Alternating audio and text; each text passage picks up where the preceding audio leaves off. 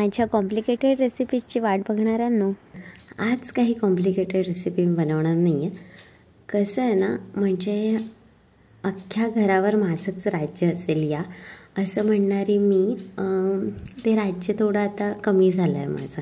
कारण की कधीही नुसती भाजी, नुसती चपाती, नुसता भात, हेच कर, ह्याच्यामध्ये ते टाक, ह्याच्यात हे टाकलं तर खूप छान लागेल असं सांगणारी माझी लेक आता मोठी होती हळूहळू, आणि मला तिचं भरपूर काही ऐकावं लागतं.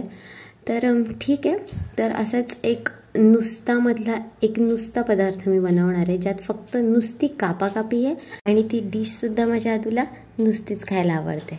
तर ढीगभर चाळणीमध्ये धुवून घेतलेल्या भाज्यांपैकी कांद्याची पात बारीक बारीक चिरून झालेली आहे, कढीपत्तासुद्धा बारीक कापलेला आहे, त्यानंतर सिमला मिरचीसुद्धा बारीक कापून झाली आहे, आणि आज पुन्हा एकदा मशरूम. तर आज माझ्या ड्रेसवर मशरूम वगैरे नाही आहे, पण मी मशरूम कलरचा ड्रेस घातला आहे म्हणून पुन्हा एकदा मला मशरूमची आठवण आली, म्हणूनच मी आवर्जून इथे मशरूम घेतलेला आहे.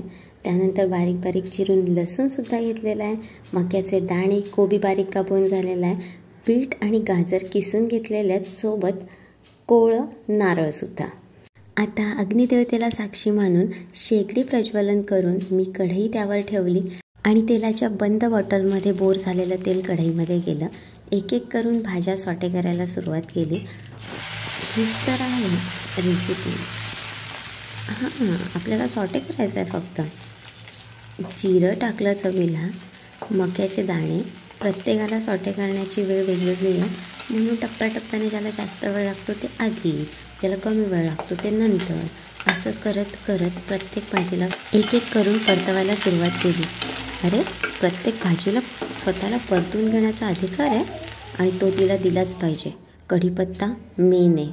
माझ्या लेकीचे सिल्की सुंदर असे ब्युटिफुल केस तुम्ही पाहिले असाल व्हिडिओमध्ये.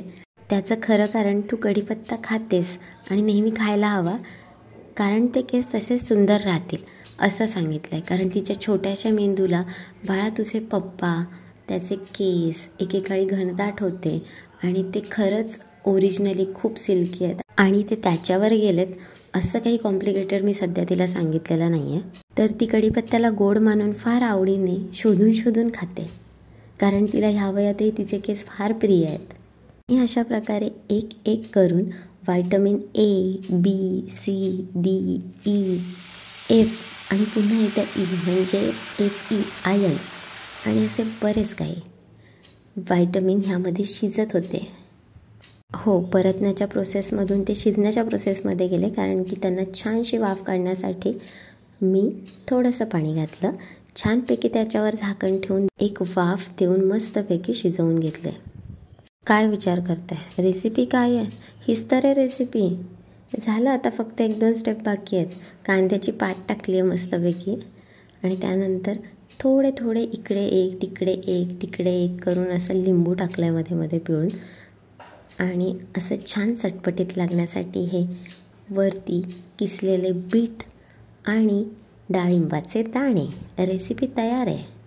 हो, हाच तो पदार्थ जो ती नुसता डब्याला नेणार आहे. ताटातलं संपूर्ण खाणारी ही मुलगी स्कूलमधला अर्धा का खाऊन येते, हे जेव्हा मला प्रश्न पडले तेव्हा माझ्या लक्षात आलं की अरे, तिच्या स्कूलमध्ये टिफिन खाण्याचा नक्की टाईम काय आहे? कारण ती घरून खाऊन जात असेल आणि परत तिथे टिफिन उघडत असेल, तर तिच्या छोट्याशा पोटाला भूक लागणार तरी कधी? आता स्कूल जशी तिच्यासाठी तशी माझ्यासाठी सुद्धा नवीनच ना. बहुतेक त्याच कारणामुळे टिफिन पुन्हा अर्धा आलेला दिसतो. असो, एका छोट्या घासात खूप काही होतं आज. असो, महत्त्वाचा मुद्दा काय, भाज्या खायला हव्या, खायलाच हव्या. चपाती, भात, भाकरी असे कार्बोहायड्रेट प्रेमी देशामध्ये जन्माला येऊन सुद्धा मी हा स्वतः एक खूप छान विचार करते आणि फॉलो करते.